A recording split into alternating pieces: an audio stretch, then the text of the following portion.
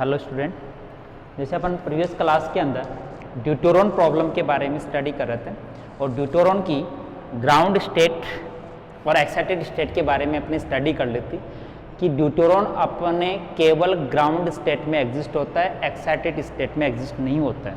लेकिन अपने पास ये एंगुलर मोमेंटम जो कंसेप्ट है, इसके बेसिस के ऊपर अपन इसी दो स्टेट डिफाइन करते हैं, 3s1 और 3d1। ठीक है, मतलब एस स्टेट और ट्रिपलेट स्टेट में एग्जिस्ट होता है, लेकिन in this 3s1 state is probable finding the 96%, बस is probable in this state only 4%। This prove by the concept the angular momentum of deuteron. ठीक है, तो अपन आज इस एंगुलर मोमेंटम वेव फंक्शन का एनालिसिस करते हैं। तो दो स्टेट का मिक्सचर होगा, इसको डी मिक्सचर बोला जाता है। ड्यूटेरॉन में डी मिक्सचर होता है। तो अपन एक डस्टर का होगा कपड़े, तो एंगुलर वेव फंक्शन को अपन सीजी कोएफिशिएंट के द्वारा डिफाइन करेंगे। ये सीजी कोएफिशिएंट क्वांटम मैकेनिक्स में आप अच्छी तरह पढ़ चुके होंगे। ठीक है, तो मैं यहाँ एक एंगुलर वेव फंक्शन सो अपने स्पेरिकल वेव फंक्शन और स्पिन वेव फंक्शन के टर्म्स में यूजिंग द सीजी कोएफिशिएंट एक angular wave momentum wave function define करूंगा। इसको कैपिटल वाई से नोट करते हैं। ठीक है, यहाँ पर जिसका नोटेशन होता है प्रेजेंटेशन एल, एस और J. L angular quantum number, S spin quantum number, J total angular quantum number, और यहाँ होता है मैग्नेटिक क्वांटम नंबर एम। ठीक है, इसको अपन सीजी कोएफिशिएंट n = 1 से लेकर कैपिटल एन या number of terms infinite terms तक दे सकते हैं। यहाँ सीजी कोएफिशिएंट का रिप्रेजेंटेशन कैसे होता है? L, S, M L, M S और जे और कैपिटल एम। और यहाँ दो फंक्शन होते हैं, एक होता है स्पेरिकल हार्मोनिक फंक्शन जिसको किसी एल और एम एल से नोट करते हैं। एल यहाँ पर कैपिटल एल है तो कैपिटल एल भी ले सकते हैं। सेकंड एक्स मतलब स्पिन वेव फंक्शन जो स्पिन एस और एम एस से नोट करते हैं। मतलब angular momentum wave function of any system is represented in terms of harmonic wave function y and spin wave function x using the CG coefficients। जो यहाँ जो ये आपको देख रहा है CG coefficients का सिंबल है जो समीशन एन टर्म्स के, मतलब M, M L, M S, capital M, J, L, S की वैल्यू से अपन इसकी मोर जो टर्म्स है उसको डिफाइन करते हैं। यहाँ अपने पास ड्यूटेरॉन की दो स्टेट है, तो मैं इन स्टेट 3s1 की बात करूं। ठीक है, 3s1 स्टेट, इसमें देखिए जो अपने पास पैरामीटर्स की जो वैल्यू है, ड्यूटेरॉन में capital J is the always 1 है, capital M is also 1।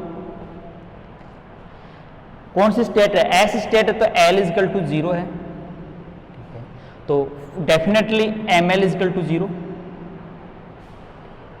Capital S = 3s1 triplet state S पर 1 है, तो MS की मोर 3 पॉसिबल वैल्यूज है, -1, 0 और 1। ये अपने पास सेट ऑफ पैरामीटर्स होगा फॉर द 3s1 स्टेट। लेकिन अपन अपने लिए कंडीशन है कि कैपिटल M की वैल्यू 1 है और कैपिटल M = होता है ML + MS। अब ML definitely 0 for this state, तो M = only MS।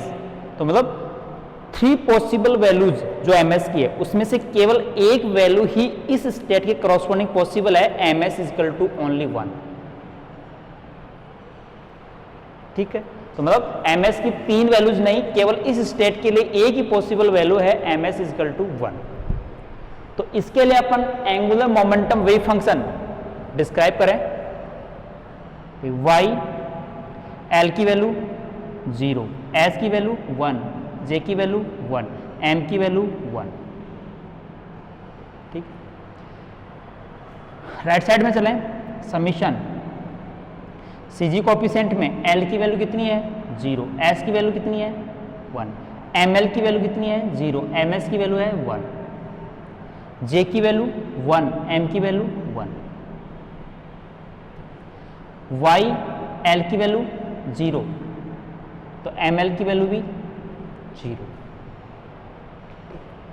X speed number में एस इक्वल टू 1, तो एम एस इक्वल टू भी क्या है 1। ये एंगुलर, देखिए ये अपने पास angular momentum wave function for the deuteron 3s1 state, deuteron की 3s1 स्टेट के लिए एंगुलर मोमेंटम का रिप्रेजेंटेशन हो गया। इस सीजी कोएफिशिएंट की वैल्यू फिक्स होती है, जो क्वांटम मैकेनिकली एक फॉर्मूला होता है JLMN के टर्म में, उसके अकॉर्डिंग आप इसकी वैल्यू फिक्स है वो फाइंड कर सकते हो। तो अपन सिमिलरली जो नेक्स्ट स्टेट है डी स्टेट, मतलब 3D1 स्टेट के लिए एंगुलर मोमेंटम ऑफ ड्यूटोरॉन, ड्यूटोरॉन की 3D1 स्टेट के लिए एंगुलर मोमेंटम रिप्रेजेंटेशन डिस्क्राइब करें अपन, तो इसी बेसिक फॉर्मूले को यूज करते हुए, लेकिन उस स्टेट के लिए अपन पैरामीटर्स डिफाइन करते हैं। देखिए फॉर 3D1 स्टेट, बताओ क्या पैरामीटर होगा? तो total angular momentum is quantum number 1,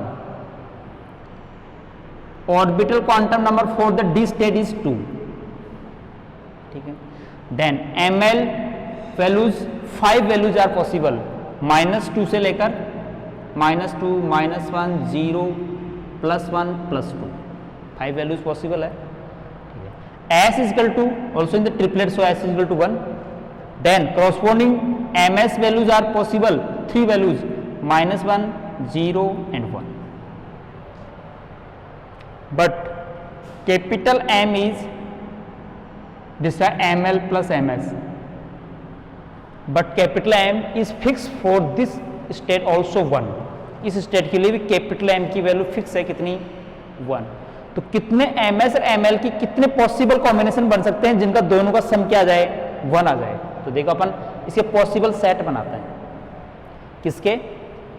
ML और MS के। देखो ML की 5 पॉसिबल वैल्यूज है, MS की 3 पॉसिबल स्टेट है, लेकिन दोनों का सम क्या आना चाहिए? 1। तो वो कितने पॉसिबल्स हैं?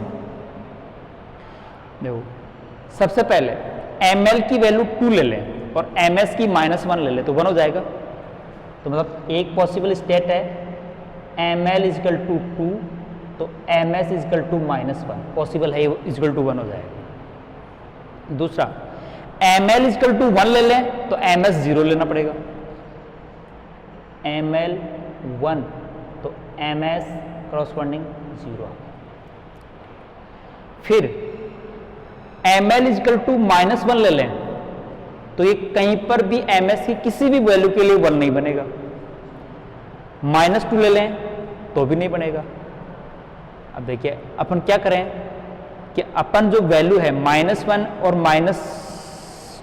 -1 को और अपने पास यहां पर है +2 को ऐड करेंगे तो क्या हो जाएगा? -1 +2 इज इक्वल टू +1।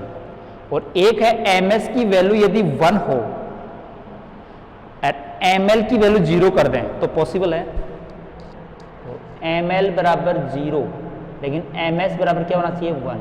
ये केवल ओनली 3 कॉम्बिनेशन सेट है जो इसकी total magnetic quantum number position को इस स्टेट के लिए डिस्क्राइब करती है। तो मतलब ML MS के 3 पॉसिबल सेट के लिए अपन 3 टर्म्स होगी इस एंगुलर मोमेंटम वेव फंक्शन में, ठीक है।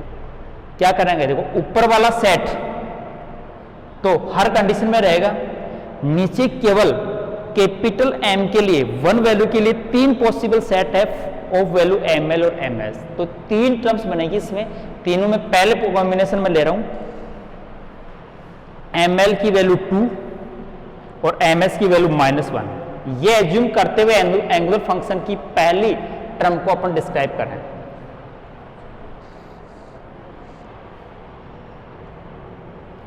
वो मैं ऊपर लिख रहा हूं,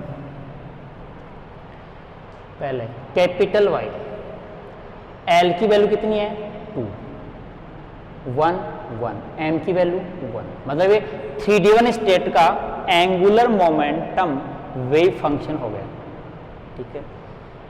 CG कोएफिशिएंट में 3 टर्म थे। पहले वाले में केवल एक ही टर्म थी, इसलिए समीशन n बराबर 1 से n बराबर 1 तक ही था। यहाँ पर अपन 3 पॉसिबल स्टेट्स हैं।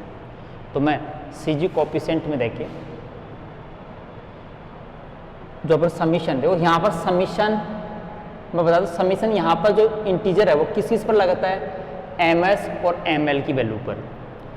पहले वाले 3s1 स्टेट में ms और ml की केवल एक ही पॉसिबल स्टेट थी, इसलिए एक ही टर्म थी, उसमें एक ही सीजी कोएफिशिएंट था।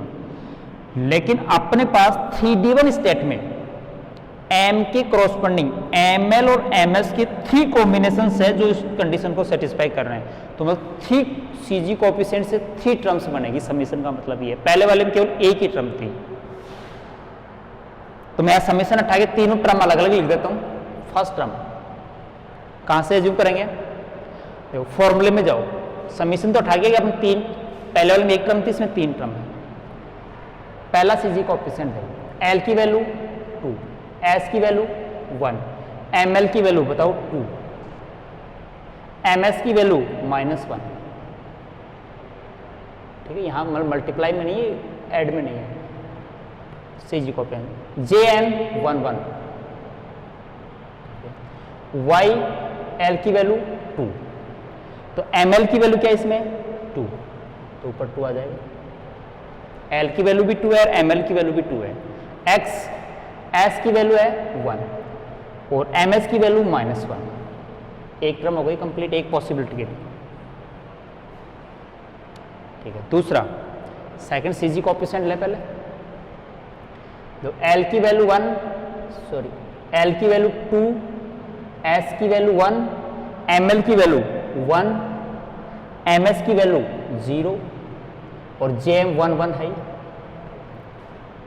हार्मोनिक फंक्शन y, नीचे l की वैल्यू 2 और ml की वैल्यू क्या है 1। ठीक है, फिर सीजी कोएफिशिएंट थर्ड टर्म के लिए, थर्ड कॉम्बिनेशन, ये सेकंड कॉम्बिनेशन था, अब थर्ड कॉम्बिनेशन ये नीचे वाला ml वैल्यू 0, ms 1। तो इसके लिए देखो सीजी कोएफिशिएंट पहले 2 1, ये तो l और s की वैल्यू, ml की वैल्यू कितनी है 0, ms की वैल्यू कितनी है 1, jm है 1 1। फिर स्पेरिकल सॉरी यहाँ स्पिन फंक्शन नहीं लिखा अपने, स्पिन फंक्शन s की वैल्यू है 1 और x की वैल्यू थी 0। सेकंड टर्म की बात कर रहा था। थर्ड टर्म में सीजी कोएफिशिएंट लिख लिया थर्ड कॉम्बिनेशन के लिए। स्पेरिकल फंक्शन l की वैल्यू 2, ml की वैल्यू क्या है 0, x स्पिन फंक्शन s की वैल्यू है 1, ms की वैल्यू कितनी है 1। ये 3 टर्म का अपन डी स्टेट का स्पेरिकल वेव फंक्शन है। मैं एक बार फिर से रिपीट करके बता रहा हूं कि क्या रिप्रेजेंटेशन कर रहे हैं और इनकी क्यों रिक्वायर्ड है अपन को। देखो अपन क्वांटम मैकेनिकली किसी भी सिस्टम की स्टडी करते हैं तो अपन क्या फाइंड करते हैं, उसका स्टेट फंक्शन, जो क्वांटम स्टेट फंक्शन कहलाता है, उस स्टेट फंक्शन का सॉल्यूशन अपन श्रोडिंगर इक्वेशन से निकालते हैं। ठीक है, उसके रेडियल पार्ट को अलग कर लेते हैं, हार्मोनिक पार्ट को अलग कर लेते हैं, इस टाइप से सोल्व करते हैं। तो अपन रेडियल पार्ट का डिस्क्रिप्शन तो कर लिया और उसके द्वारा अपन ने बता दिया कि कौन सी स्टेट्स में ड्यूटेरॉन एग्जिस्ट होगा और उसमें कितनी एनर्जी होगी, energy depth, range depth relation भी फाइंड आउट कर लिया था।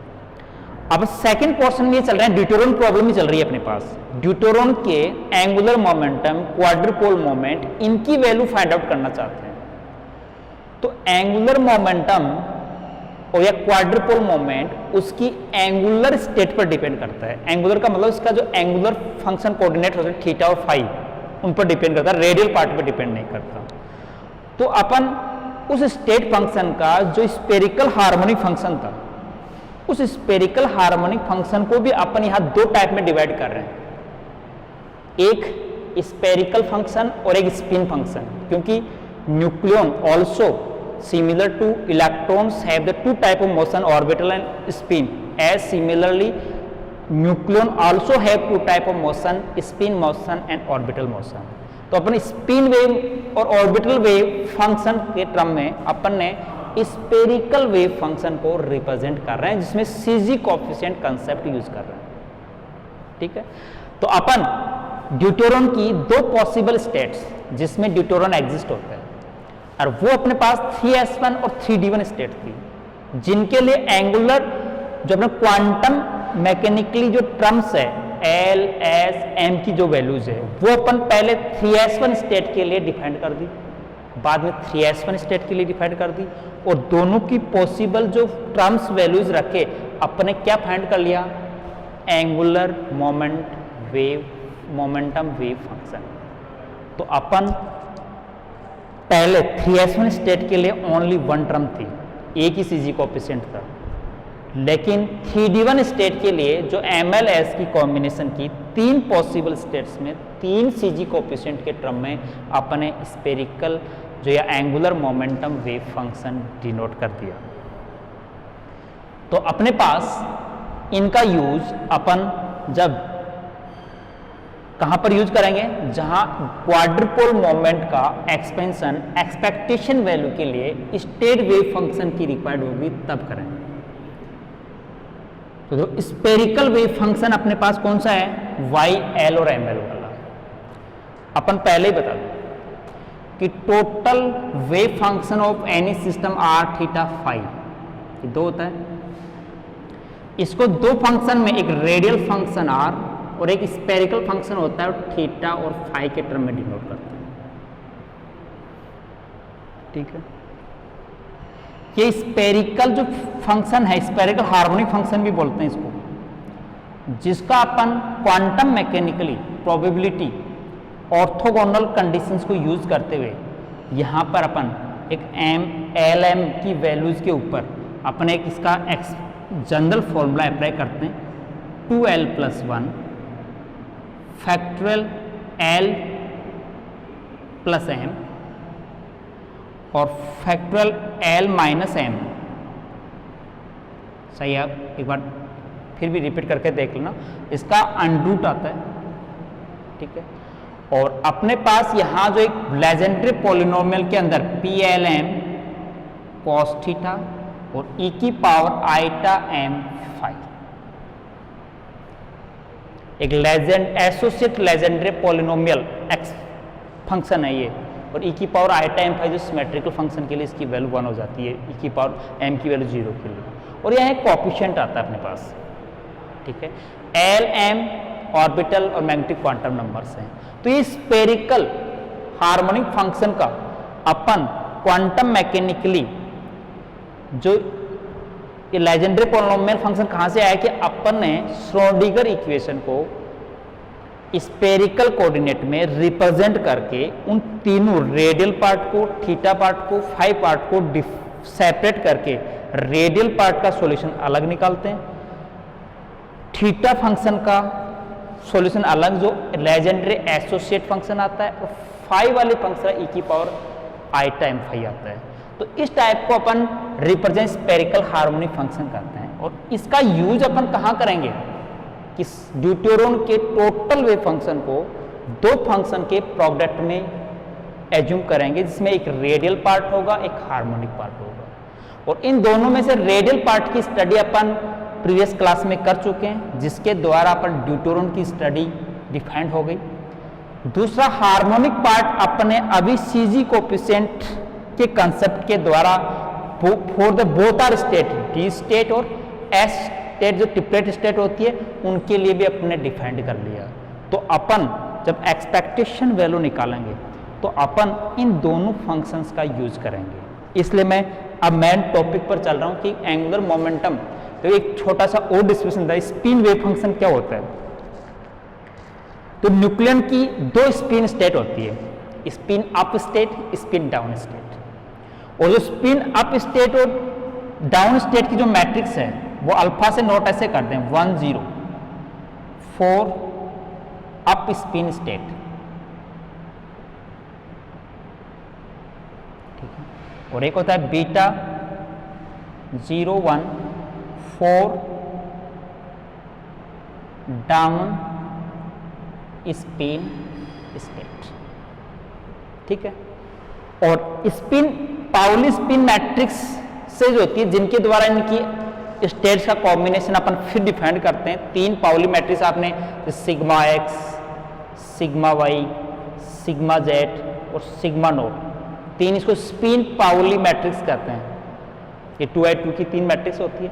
जहाँ तक मेरे को रिमेंबर है मैं आपको बता सकता हूँ, आइटा आइटा 0 0, एक अपने पास आता है आइटा या माइनस आइटा 0 0, एक में आता है 1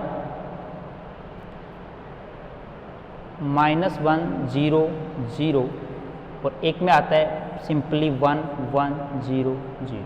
मतलब आइटा की और 1 की 3 टाइप की मैट्रिक्स डिफाइन करते हैं, सो स्पिन पाउली मैट्रिक्स करते हैं। मैं डेफिनेटली जो एलिमेंट्स के बारे में मैं कंफर्मली नहीं बोल रहा हूँ, लेकिन इस टाइप का आइटा का और 1 का ये 4 स्पिन, इनको पाउली स्पिन मैट्रिक्स कहते हैं। तो अपन स्पिन स्टेट जो x है, इसमें स्पिन नहीं, ये x स्पिन वेव फंक्शन है, तो स्पिन वेव फंक्शन को स्पिन स्टेट्स के रूप में रिप्रेजेंट किया जाता है। ठीक है, जो पाउली मैट्रिक्स की वैल्यू के द्वारा अपन डिफाइन कर सकते हैं कि किस स्टेट में है और स्पिन की जो क्या वैल्यूज होगी। तो देखिए अपन अब टॉपिक पर क्वाड्रुपोल मोमेंट ऑफ ड्यूटेरॉन।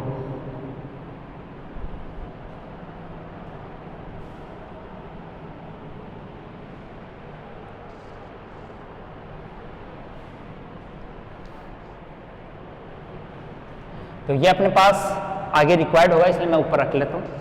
ये डी स्टेट के लिए है 3d1।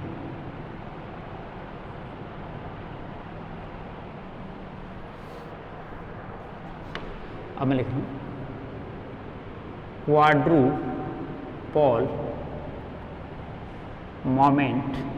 Quadrupole moment of deuteron.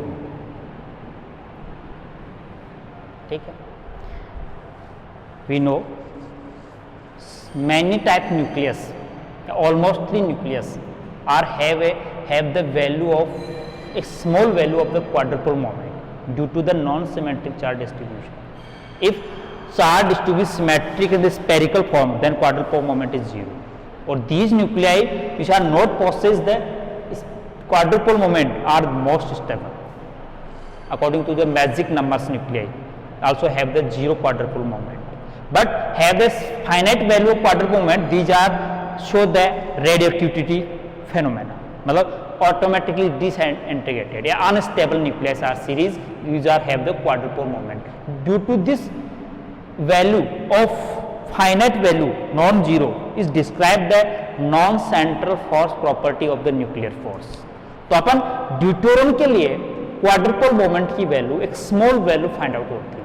ठीक है, तो अपन इसकी वैल्यू को डिटरमाइन करना चाहते हैं क्वांटम मैकेनिकली, जिसमें quantum mechanically analysis of deuteron कैसे है कि ड्यूटेरॉन का स्टेट फंक्शन अपन डिफाइन करेंगे और दोनों स्टेट का सेपरेटली, और फिर स्टेट फंक्शन को डिफाइन करके अपन इसको जो अपने पास एनालिसिस स्टेट फंक्शन में एक्सपेक्टेशन वैल्यू का जो एक फॉर्मूला होता है उसको यूज करके इसका वैल्यू फाइंड आउट करें। थोड़ा सा पहले कि let the state function of deuteron psi d small d से नोट करता हूँ is sum of S state and capital D, मतलब डी स्टेट का वेव फंक्शन में होगा। अब एस स्टेट में भी 2 फंक्शन होंगे, स्पेरिकल वेव फंक्शन और radial function. D state by spherical wave function और डी स्टेट फंक्शन दोनों यूज होंगे। तो यहाँ पर ऐसे इस टाइप से लिखा जाता है साई आर एस और वाई एस स्टेट के लिए plus psi D radial function, और दूसरा अपन यूज करते हैं वाई डी, मतलब डी स्टेट के लिए वाई जो एंगुलर मोमेंटम वेव फंक्शन अपने यूज कर सकते हैं। तीसरा इसको अपन ऐसे लिखते हैं यू एस, रेडियल फंक्शन को u टर्म में 1/r का डिवाइड देके साई आर नोट कर लेते हैं Y S plus U D R upon R Y D. ये ड्यूटेरॉन का टोटल स्टेट वेव फंक्शन का 2 टर्म्स में, जहां यूएस और UD also defined the radial function solution. अब जो अपन एक्साइज स्टेट में वो आउटसाइड और इनसाइड का दोनों का अलग अलग होता था, लेकिन यहाँ तो अपने केवल इनसाइड रीजन के लिए radial functions for S state, radial function for D state, और आर का डिवाइड को साई को अपन यू अपॉन आर एज्यूम करते हैं, उस टाइप के फॉर्म में अपने लिख लिया।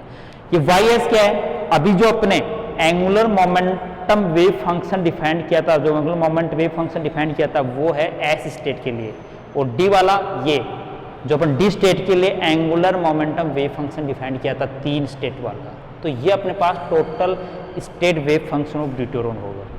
साइड ही निकालो।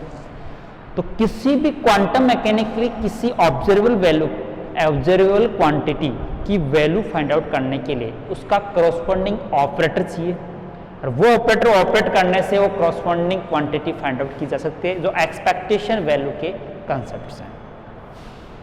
तो क्वाड्रुपोल मोमेंट, तो यहाँ पर डाइपोल मोमेंट 0 होता है, टोटल चार्ज 0 होता है, nucleus are possess the quadrupole moment specially distribution of charge, but not necessary for the quadruple moment the both are charges distribution, कि कोई जरूरी नहीं कि दो टाइप के चार्जेस जो negative positive high low charges के द्वारा भी, तो पोटेंशियल डिफरेंस के लिए मान लो +5 वोल्ट और +10 वोल्ट हो तो भी इसमें करंट फ्लो होगी, कोई जरूरी नहीं नेगेटिव पॉजिटिव होता है तो करंट फ्लो होती है, प्लस से लो वोल्टेज की ओर करंट फ्लो होगी।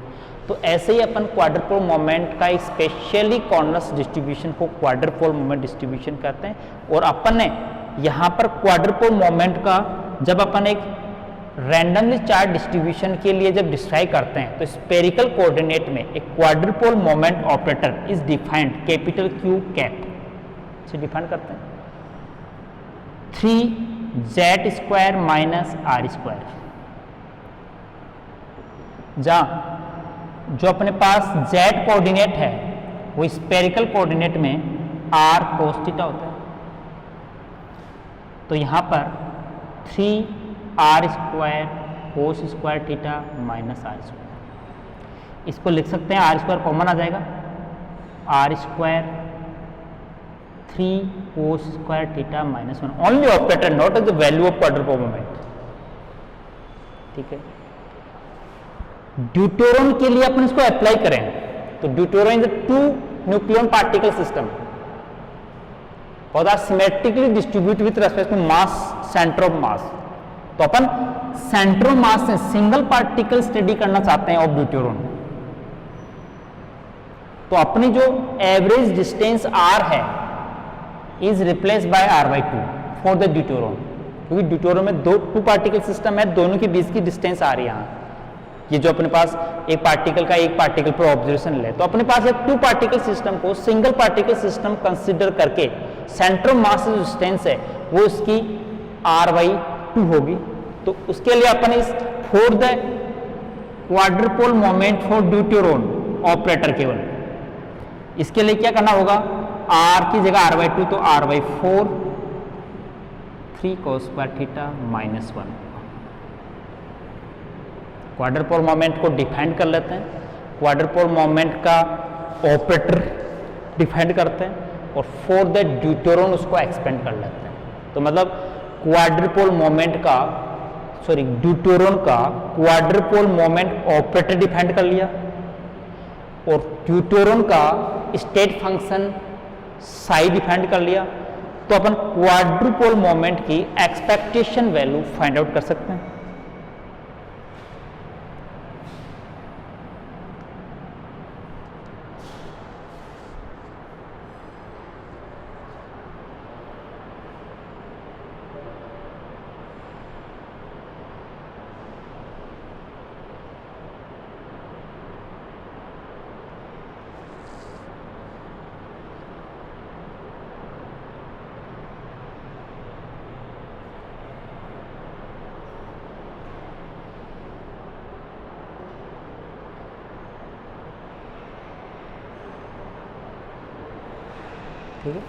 एक्सपेक्टेशन वैल्यू का देखिए फॉर्मूला क्या होता है, quadrupole moment Q, expectation value of quadrupole moment Q is equal to,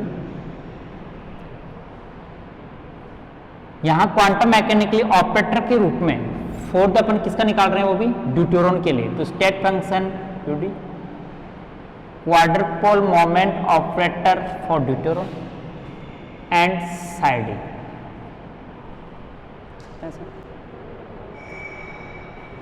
इसको इंटीग्रेशन फॉर्म में लिखते हैं तो कैसे लिखते हैं? 3 डायमेंशनल है तो 3 डायमेंशनल पर total volume distribution, total volume integration, psi d star quadrupole moment of deuteron psi d d top. ठीक, तो क्वाड्रुपोल मोमेंट की वैल्यू ये रही ऑपरेटर की। स्टेट फंक्शन की वैल्यू अपन दो टर्म में, पहले की psi d is equal to psi s plus psi capital D आएगा। तो देखिए अपन पहले में psi d is equal to psi s plus psi capital D, D mixer of S triplet S state and D state. तो यहां पर वैल्यू से, यहां पर वैल्यू रखने पर इसके 4 कॉम्बिनेशन बनाएंगे, psi s psi capital D का स्टार,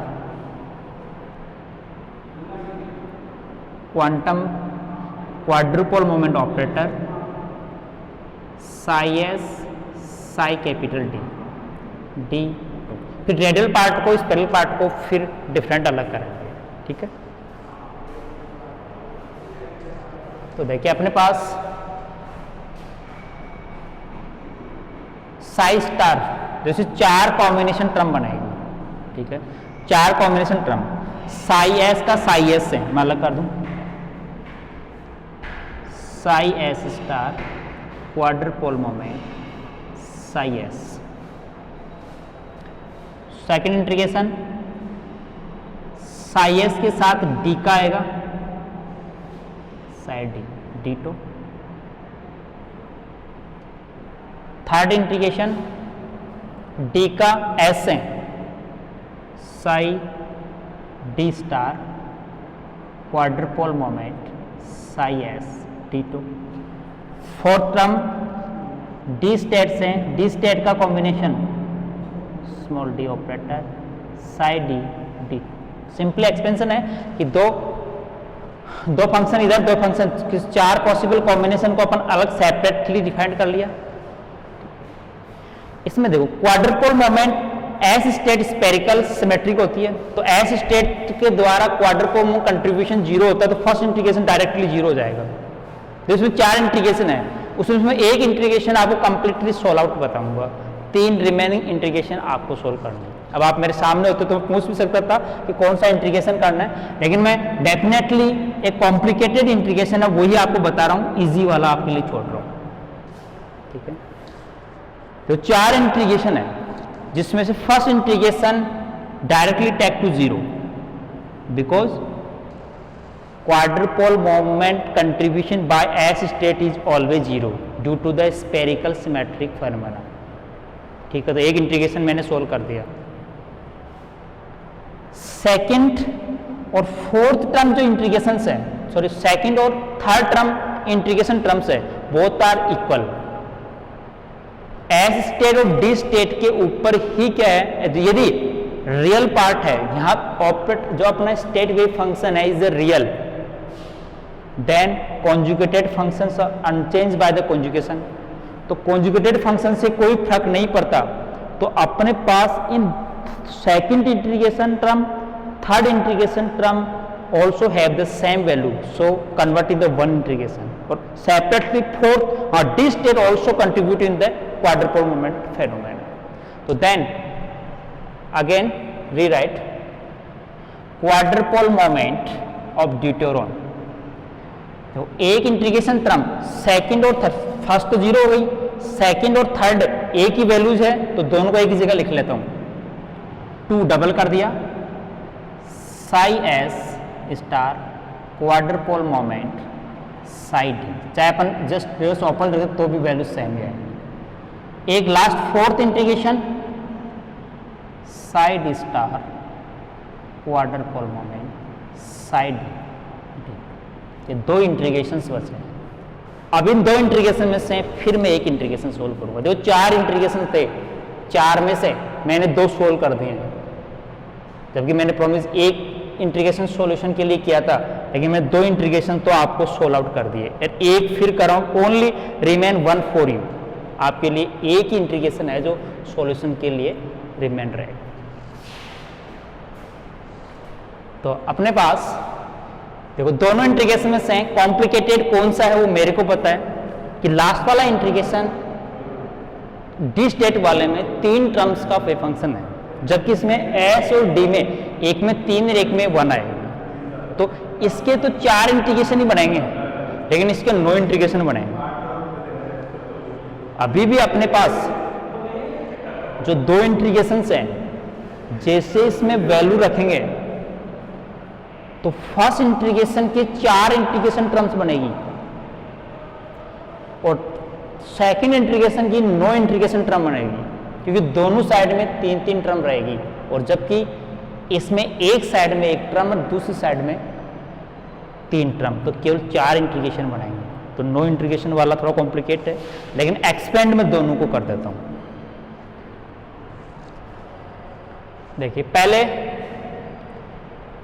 वापस मैं आपको एस स्टेट के लिए साई एस को 2 पार्ट में फिर डिवाइड करूं। कैसे? साई एस को मैंने कहा था यू एस रेडियल फंक्शन और harmonic function for S state, वही ऐसे लिख लो, बाद में अपन इसका एक्सपेंड अपन सीजी कोएफिशिएंट टर्म में defined. Psi D is equal to U D radial function of four D upon R Y T. ठीक, इनकी वैल्यू पहले बार सब्स्टिट्यूट कर लेते हैं। देखिए फर्स्ट इंटीग्रेशन टर्म में इसमें मैं 2 तो अपने पास वेरिएबल पहले है ही,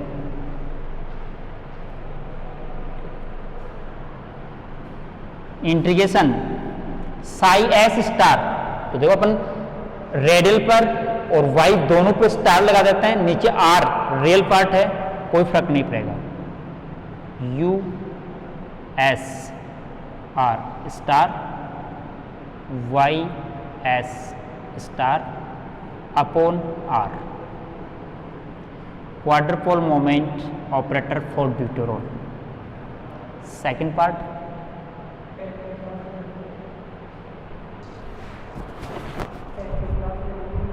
हाँ वहां लेनी है क्लास, इसके बाद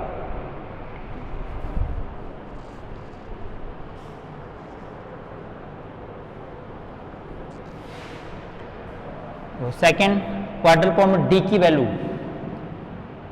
you D R upon R Y D D. ठीक है, ये अपने पास एक इंटीग्रेशन में केवल 2 बाहर था मल्टीप्लाई में। ठीक है, इंटीग्रेशन साई डी, तो U D R star Y D star upon R, quadrupole moment operator Q D. Psi S sorry psi D है इसमें,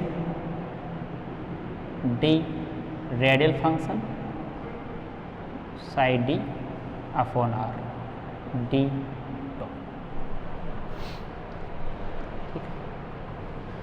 इनमें रेडियल इंटीग्रेशन को और स्पेरिकल हार्मोनिक इंटीग्रेशन को फिर सेपरेट कर लेते हैं,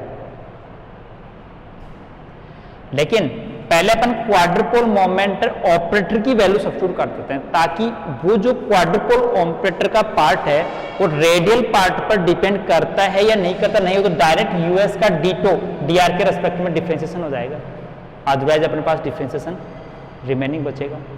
तो अपन पहले कोऑर्डिनेट सिस्टम में क्या करते हैं, रेडियल इंटीग्रेशन और हार्मोनिक इंटीग्रेशन को अलग कर लेते हैं, लेकिन डीटो में 2 पार्ट हैं, D R D theta D phi, और साइन थीटा भी आएगा और आर स्क्वायर भी आएगा वॉल्यूम इंटीग्रल स्फेरिकल कोऑर्डिनेट में, और 3 इंटीग्रेशन लिमिट होगी, रेडियल की अलग होगी, थीटा की अलग होगी, फाई की अलग होगी, ठीक है। और Q2 ऑपरेटर को भी अपन एक उस ऑपरेटर में स्पेरिकल हार्मोनिक फंक्शन का जो एसोसिएट लेजेंडरी फंक्शन के द्वारा जो वैल्यू थी उस टर्म में y के टर्म में इसको एज्यूम कर, क्योंकि अपने पास ये जो ys है वो भी अपने पास स्पेरिकल हार्मोनिक फंक्शन की टर्म में आएगा। स्पिन वेव फंक्शन अलग होगा, इसके अलावा स्पेरिकल हार्मोनिक फंक्शन तो एग्जिस्ट होगा ही होगा। तो देखिए मैं पहले ऑपरेटर QD को स्पेरिकल हार्मोनिक ऑपरेटर में चेंज कर लेता हूं।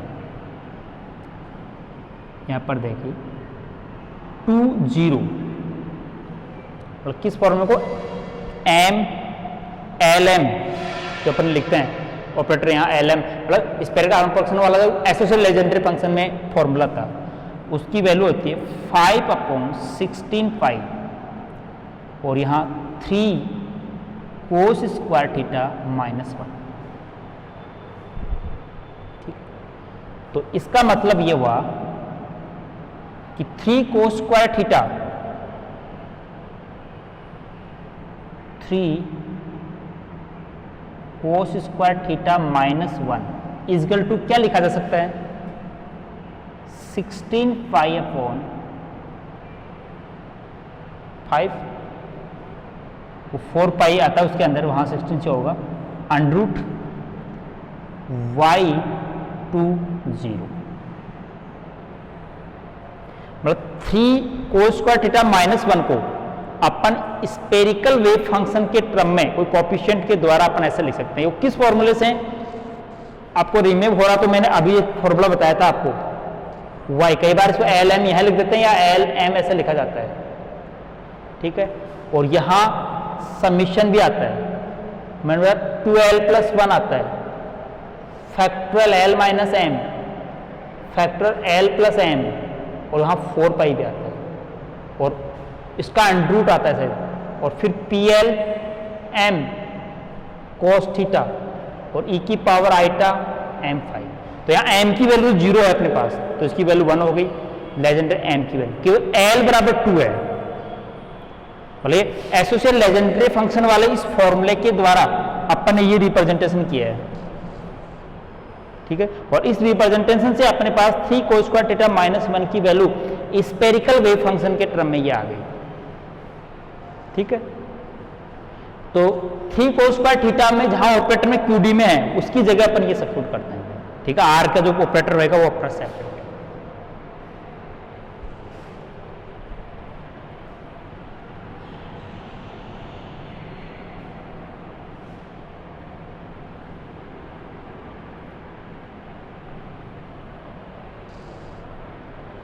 ठीक है। ये फंक्शन में रिमेन रख रहा हूं, आगे अपन को जरूरत पड़ेगी इसकी। यहां से चल रहा हूं मैं वापस क्वाड्रपोल मोमेंट ऑफ डिटोर 2, इंटीग्रेशन देखिए US radial function star YS star upon R, एजिटिव लिख दिया मैंने।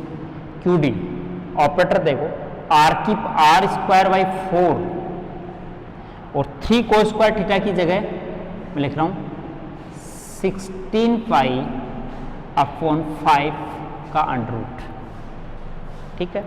और y20 ये अपना ऑपरेटर है पूरा QD की वैल्यू।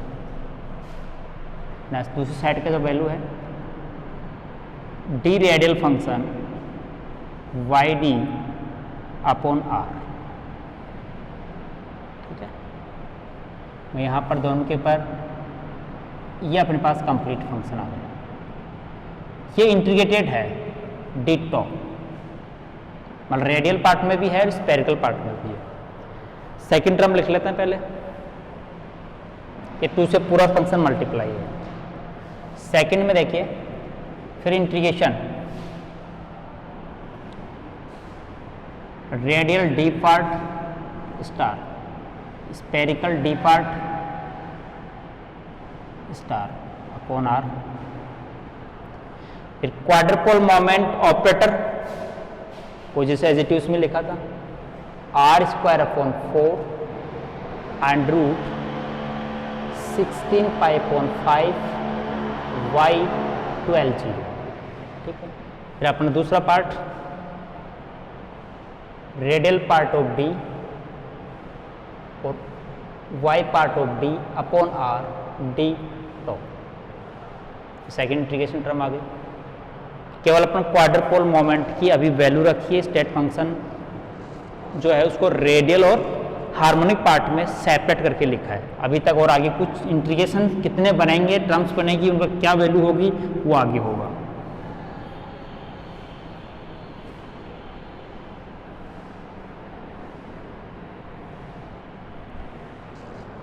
देखो इन इंटीग्रेशन को दो इंटीग्रेशन में अपन डिवाइड कर लेते हैं। कैसे? डी टो की जगह स्पेरिकल कोऑर्डिनेट सिस्टम में टो एलिमेंट होता है, वो R square sine theta D theta D phi लिखते हैं।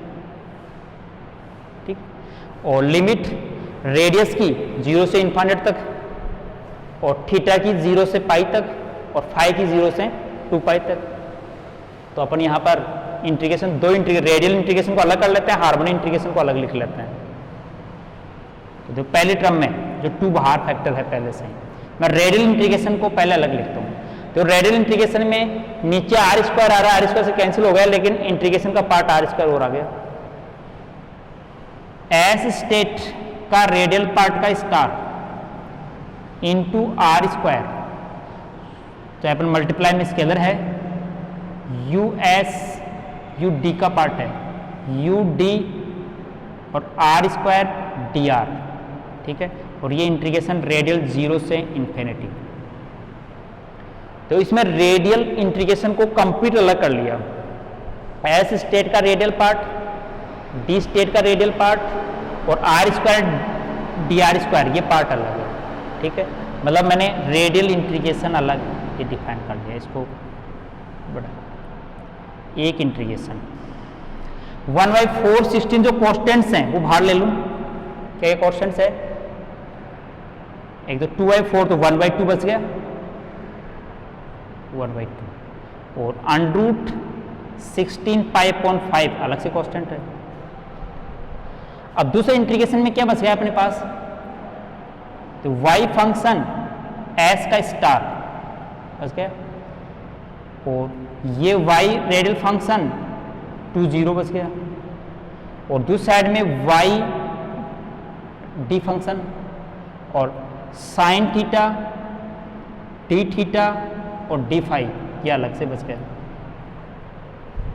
और दोनों पर इंटीग्रेशन अलग अलग है, जिसमें इसमें डबल इंटीग्रेशन होगा 0 से 2 पाई और 0 से पाई, जबकि पहले वाले में 0 से इन्फिनिट रेडियल पार्ट का अलग है।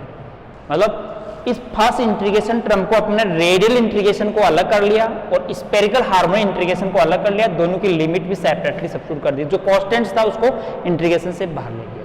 ऐसा सेपरेटली सेकंड टर्म में करो।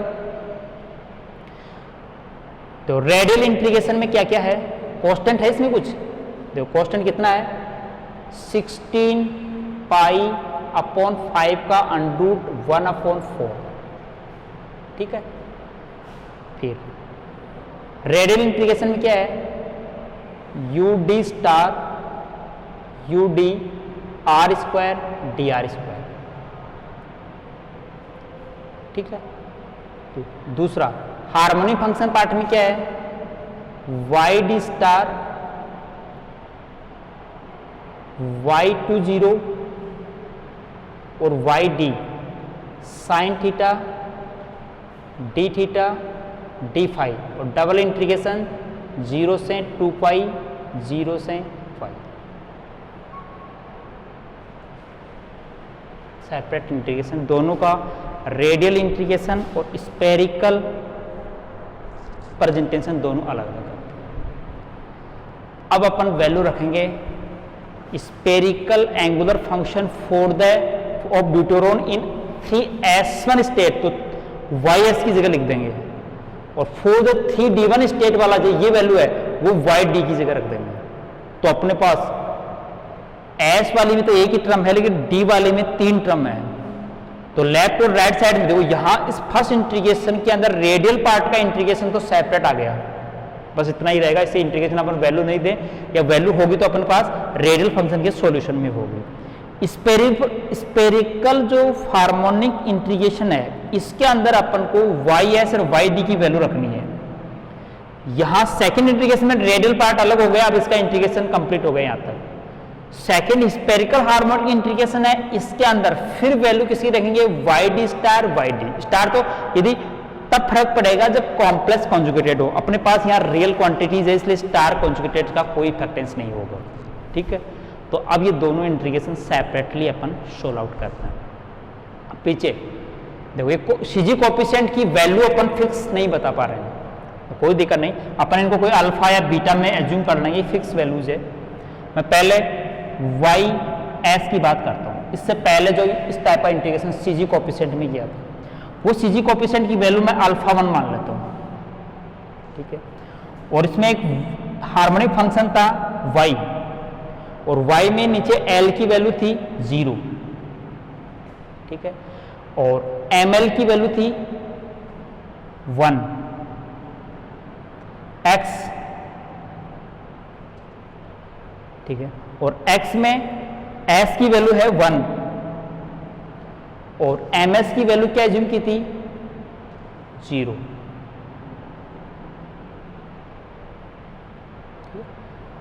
कि वहां पर ml की जो एक ही पॉसिबल वैल्यू के लिए वो क्या था, डिफाइंड था, और एक वैल्यू में सीजी कोएफिशिएंट की वैल्यू को मैंने α1 शो कर दिया। इस हार्मोनिक फंक्शन y, l की वैल्यू s के लिए 0, और ml की वैल्यू, इसमें ml की वैल्यू 0 है, तो 0 के लिए 0 रहेगी, तो x की वैल्यू, ms की वैल्यू 3 होगी, -1 0 1, तो वहां पर अपन 1 वाली वैल्यू को सिलेक्ट कर लिया, तो ये हो गया y(s) की वैल्यू। अब निकालें y(d), और डी स्टेट के लिए जो ऊपर लिख रखा मैंने पहले, मैं पहले सीरीज कोएफिशिएंट को मैं β1 नाम देता हूं, कोई फिक्स वैल्यू आएगी। यहां पर दो फंक्शन है, कौन सा, y2 2 x1 -1, ठीक है। दूसरे सीजी कोएफिशिएंट की वैल्यू में ले लूं β2, इसकी वैल्यू β2 ले लिया, कोई कांस्टेंट है। फंक्शन कौन से है, y2 1 x1 0। Third CG coefficient की वैल्यू मैं ले लेता हूं β3, फंक्शंस कौन से हैं, y2 0, तो x1 1। ये लो आपके पास y(d) की वैल्यू। तो ऊपर मैंने integration, radial integration, spherical harmonic integration separate कर दिए, और जहां पर y(s) मतलब s स्टेट के लिए स्पेरिकल एंगुलर वेव फंक्शन और d स्टेट के लिए स्पेरिकल वेव फंक्शन को मैंने यहाँ α1, β1, β2, β3 ये सीजी कोएफिशिएंट्स की वैल्यू है, जो फिक्स वैल्यू अपन किसी फॉर्मूले से फाइंड आउट करते हैं। मैंने कांस्टेंट्स के क्रम में आपको ये वैल्यू रख दी। अब ये y(d) y(s) सब रियल्स हैं, स्टार का कोई इफेक्ट नहीं होगा यहाँ पर। जहां आप देखो स्टार है तो स्टार में कैसे डायरेक्ट वैल्यू रखेंगे आपको, रेडियल पार्ट का कोई इंटीग्रेशन नहीं करना, स्पेरिकल में यहां रखोगे, तो यहां रखोगे तो क्या होगा, देखो y(s) की एक टर्म है, y(d) की 3 है, तो दोनों की 4 टर्म बन जाए, कॉम्बिनेशन में 4 इंटीग्रेशन बन जाएंगे। यहां y(d) स्टार और y(d) की जब वैल्यू रखोगे तो 3 टर्म y(d) स्टार में होगी, 3 टर्म ही y(d) में होगी, तो कितने कॉम्बिनेशन बन जाएंगे, 9 इंटीग्रेशन कॉम्बिनेशन। तो 4 इंटीग्रेशन ये और 9 इंटीग्रेशन ये, मतलब 13 इंटीग्रेशन सोल्व आउट करने के बाद में भी रेडियल इंटीग्रेशन तो रिमेनिंग रहेंगे, और अपने पास एक क्वाड्रुपोल मोमेंट का रेडियल इंटीग्रेशन पार्ट में एक कॉम्प्लिकेटेड एक फंक्शन है वो सोल्व आउट हो जाएगा, ठीक है। तो आप इसकी वैल्यू रख के आज कोशिश करना कि सोल्व आउट हो या नहीं हो, नहीं कल अपन इसको कंप्लीटली सोल्व करेंगे। Okay, thanks.